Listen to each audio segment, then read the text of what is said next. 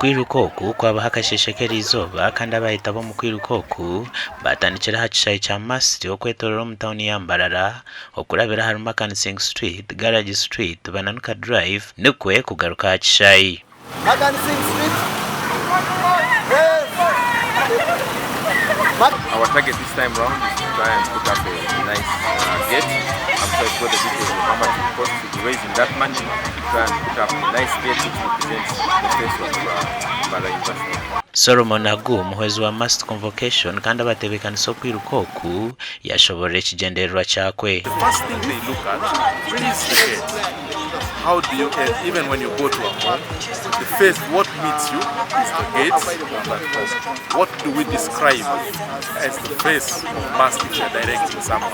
Omaha bashomiraho itendekereri Daniel Arinda nawe yashobora habwenji yahita bo mu kwirukoku. Okushanga mu must emyaka itwamara tukagizire face yo kurebeka je narishi twakwese mu gate entrance ni burabura kirebere mu kikatwaka hito nk'abantu kwaje ngo reka twegite hamwe shoroze bwa resources cyo turi kubasa stake mu gate eboniye umuntu yana arabaho abase ku organizing umwanya ngo gukureta ngo gushowiza ba doctor bamani ba professor bamani abantu bamani nabwanyuma habaho kugabeshagama okagire huriro yo kurundaana eshagama mu ihanga okwera barwire.